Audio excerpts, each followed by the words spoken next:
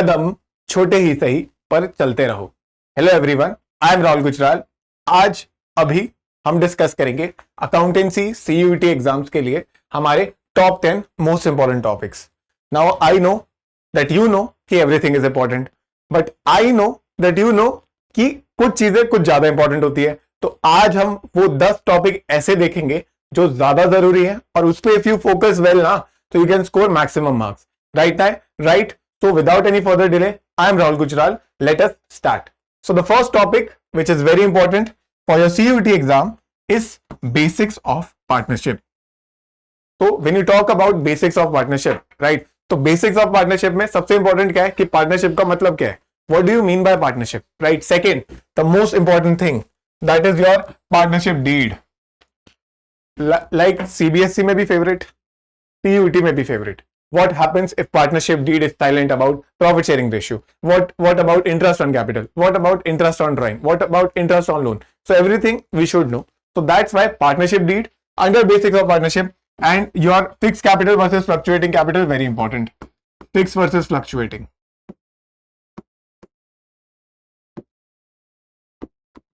What else, sir? Difference between partnership and company. Right, that you should know. Right, what else, sir? ठीक है, partnership deed हो गया, fix capital fluctuating हो गया। By the way, partnership में जो वो है ना आपका capital adjustment, right, past adjustment, that is not coming. Past adjustment not coming this year.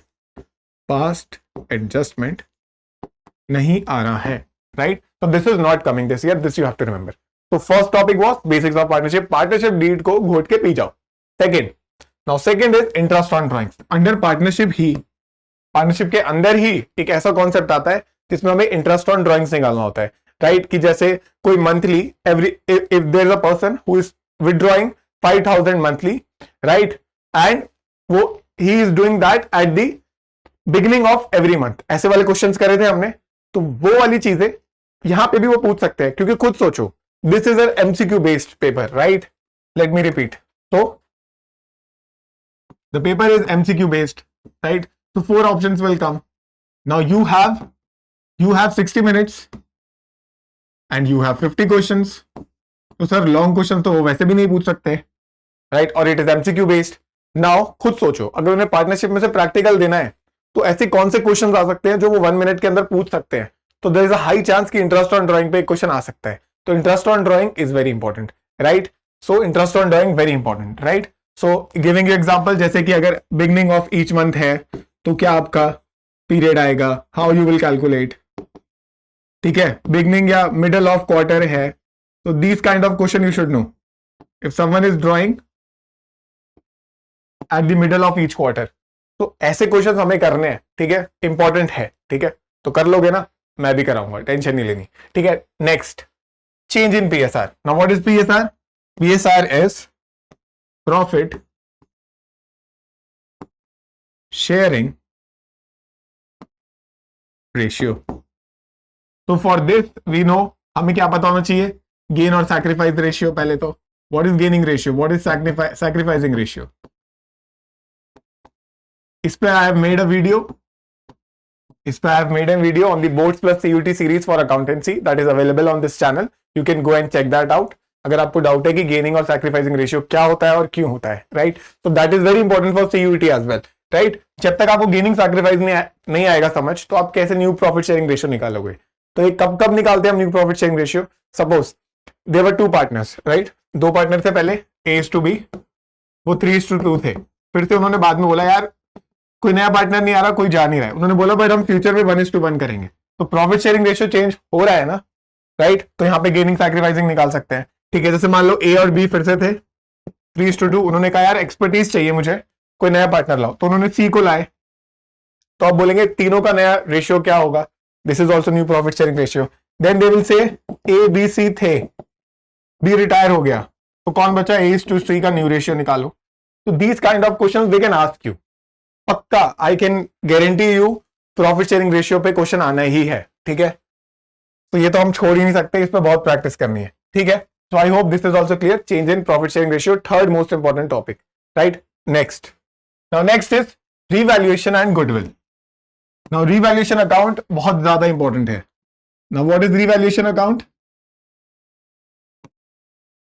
Revaluation account की हम बात करते हैं रिकॉन्स्टिट्यूशन में, और रिकॉन्स्टिट्यूशन का मतलब होता है change in existing profit sharing ratio, retirement of a partner, admission of a partner and death of a partner. तो वहां पे we revalue our assets and liabilities before the reconstitution takes place. ठीक है, किसी के एडमिशन होने से पहले हम एक बार रीवैल्यू करके देखते हैं अपनी एसेट्स और लायबिलिटीज को, कि कहीं एसेट्स को हमने कम तो नहीं आका हुआ, उसकी एसेट्स की असली वैल्यू ज्यादा तो नहीं, कई लायबिलिटीज की वैल्यू ज्यादा तो नहीं, कई एसेट की वैल्यू कम तो नहीं, तो हम एक बार उसको रीवैल्यू करते हैं। ठीक है, तो रिवैल्यूएशन अकाउंट वेरी इंपॉर्टेंट। ठीक है, इसके अलावा goodwill treatment, treatment of goodwill in the cases of reconstitution. अगर एडमिशन हो रहा है किसी पार्टनर का, तो आप कैसे गुडविल को एडजस्ट करोगे? अगर कोई रिटायर हो रहा है तो उसकी गुडविल का शेयर आप उसको दोगे जाते टाइम। तो this is something you should know how to treat your goodwill. And plus goodwill से एक चीज और याद आई, जो आपके गुडविल के 3 मेथड होते हैं निकालने के, average profit, super profit and capitalisation. This is also very important, right?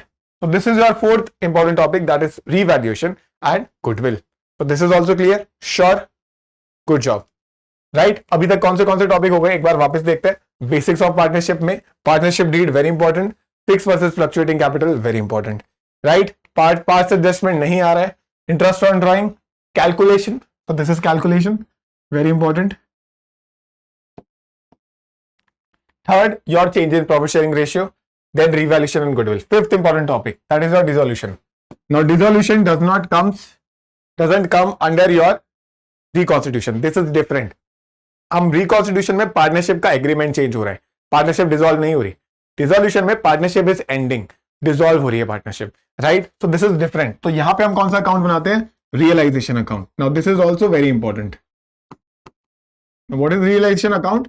जहां पे हम अपने एसेट्स और लाइबिलिटीज को रियलाइज करते हैं। Realise in the sense assets को बेच देते हैं ताकि पैसा आए, और जो जहां से भी हमने उधार लिया होता उनको पे बैक कर दें, राइट? तो रियलाइजेशन अकाउंट हम इसलिए बनाते हैं, जो हमारी लाइबिलिटीज है उनको पे ऑफ करेंगे। हमने किसी पार्टनर से लोन लिया है, उसको हम बाद में हमारे पास पैसा बचेगा तो उसको पे करेंगे। अगर तब भी पैसा बचेगा तो हम पार्टनर्स कैपिटल में दिखा देंगे, ठीक है? इसके बाद पार्टनर्स लोन, वही जो मैंने आपको बताया, पार्टनर ने हमें लोन दिया हुआ है तो उस पर हम क्या करेंगे? पार्टनर की वाइफ ने लोन दिया हुआ है तो क्या करेंगे? तो this is something we have to study in dissolution, right? So this was the 5th important topic. Next, share capital. Now you know share capital में first we should know the meaning of share, then types of share capital. Authorized capital क्या होता है, right? Types of capital, authorized capital, issued capital, subscribed capital, paid up capital, called up capital. So these are the types of capital we should know. इसका मतलब क्या है, ठीक है? इसके अलावा कॉल्स इन एरियर्स क्या होता है, ठीक है? कॉल्स इन एडवांस क्या होता है? तो these things you should know. The conceptual part from this chapter is very important. खुद सोचो, क्या वो आपको 4 फीचर की बहुत सारी एंट्रीज लिखने को दे देंगे सीबीएसई की तरह? नहीं, यहां पे ये चीज डिफरेंट है, हमें ये चीज याद रखनी है, ठीक है? This is different from CBSE. यहां पे आपको एमसीक्यू में आपको चूज करना है ऑप्शन, ठीक है? तो you should know the entries, you should know how to calculate, but आपको बड़े बड़े क्वेश्चंस नहीं आएंगे, यू हैव टू अंडरस्टैंड। आएंगे 2-3 आएंगे, पर ज्यादातर नहीं आएंगे, ठीक है? समझ गए, राइट? फिर आपको इसमें पता होना चाहिए एमओए का मतलब क्या होता है, एओए का मतलब क्या होता है, और क्या आ सकता है? टाइप्स ऑफ कंपनीज कौन सी होती है, 1% कंपनी, जो टाइप्स ऑफ कंपनीज होती है वो भी आ सकते हैं, पूछ सकते हैं आपसे, ठीक है? सिक्योरिटीज प्रीमियम रिजर्व क्या होता है, एसपीआर, राइट? तो ये सब आपको पता होना चाहिए for your CUT exams. Next 7th is the debenture. Now debenture में भी सेम चीज है। What do you mean by debenture? Types of debenture, types of debenture पे पीवाईक्यू भी आप चेक करना, ठीक है? इसके अलावा इंटरेस्ट ऑन डिबेंचर, ठीक है? General, and what is DRR, debenture redemption reserve क्या होता है? By the way, redemption of debenture का अकाउंटिंग ट्रीटमेंट इस बार नहीं आ रहा है। Accounting treatment of debenture redemption is not coming, ठीक है? इशू इज कमिंग, ठीक है? इशू आ रहा है बट रिडेम्पशन नहीं आ रहा है, याद रखना है, ठीक है? तो ये पूछ सकते हैं, can shares be issued at discount? No. Can shares be reissued at discount? Yes. Can debenture be issued at discount? Yes. तो ऐसे क्वेश्चंस वो पूछेंगे, इसलिए थ्योरेटिकल पर्सपेक्टिव से आप देखोगे, बहुत जरूरी है theory theory theory. I always say this is your mantra for CUET, theory is everything. जब तक थ्योरी नहीं करोगे ना, प्रॉब्लम्स में रहोगे, और थ्योरी कर लोगे तो प्रैक्टिकल और इजी हो जाएगा। तो theory is everything for CUET, remember this, ठीक है? तो 7th important topic was debenture. 8th accounting ratios. Now खुद सोचो फिर से, 1 मिनट में कौन से ऐसे प्रैक्टिकल आ सकते हैं जो वो जस्टिफाई कर सकते हैं कि आपको करना है।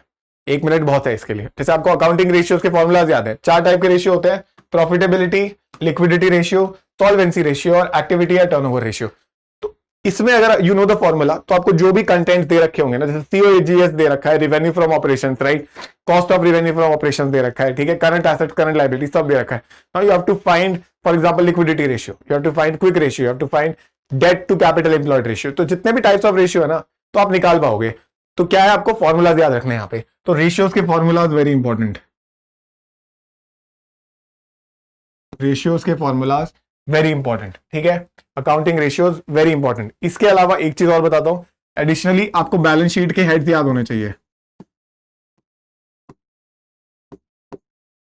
बैलेंस शीट हेड्स एंड सब हेड्स की डिविडेंड, रिजर्व एंड सरप्लस कौन से हेड के अंदर आता है, इक्विटी लायबिलिटी में आता है। तो ऐसी चीजें वो पूछेंगे, ठीक है, हेड्स एंड सब हेड्स इंपॉर्टेंट, राइट। तो balance sheet of the company is important, ठीक है। 9th इज रेशियो, तो हमने कर लिया, अभी हमने बात करी रेशियो की। उसके अलावा कैश फ्लो स्टेटमेंट में क्या आएगा, up till now you are focusing cash flow में कि सर हमें पूरी बनानी है, cash flow from final cash flow में नेट कैश फ्लो निकालना है, ठीक है, एडजस्टमेंट्स करनी है। यहाँ पे वो नहीं आएगा, नहीं आएगा। यहाँ पे क्या आएगा, खुद चेक करना PYQ. They will ask you financing activities में क्या क्या आता है, they will give you options, they will give you one question कि dividend received, this will shown under which activity, wages paid, rent paid, this will be shown under which activity. So these 3 activities, financing activities, investing activities and operating activities, they will ask you किसके अंदर क्या क्या आता है, ये आपको घोट के पीना है, ये आपको समझना है, ठीक है।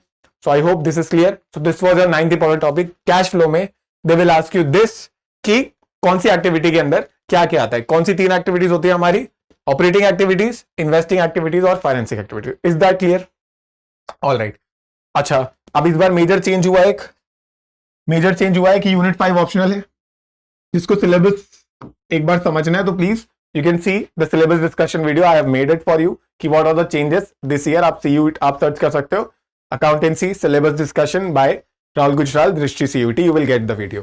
तो फिर एक बार शॉर्ट में बता देता हूं जो मैं बोलना चाह रहा हूं।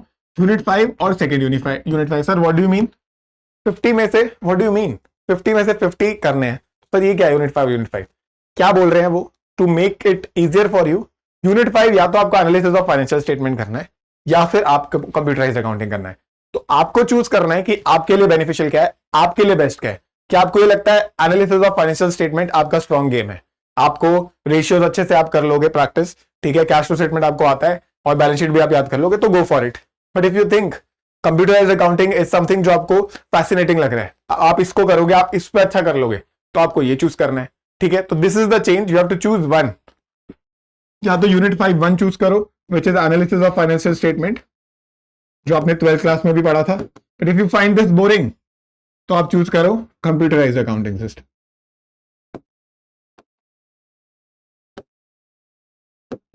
Is that clear? श्योर? तो this is the change you have to remember, ठीक है। आपको एक चूज करना है, यूनिट 5 इज ऑप्शनल, ठीक है, यूनिट 5 में से एक चूज करना है, ठीक है। So now the 10th topic from this unit computerised accounting system is E spreadsheet. नाउ स्प्रेडशीट मतलब एमएस एक्सेल, पता है वही है, ठीक है। Spreadsheet is MS Excel.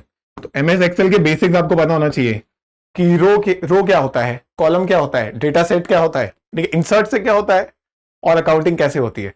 तो ये चीजें आपको पता होनी चाहिए स्प्रेडशीट में। इस पे बहुत क्वेश्चन आते हैं, आप चेक कर लेना, थोड़ा बड़ा चैप्टर है but this is also important. So ये 10 इंपॉर्टेंस इतने ज्यादा इंपॉर्टेंट है ना, अगर आप ये कर लोगे ना, I can bet 80 to 90% marks यहीं से कवर्ड है, ठीक है।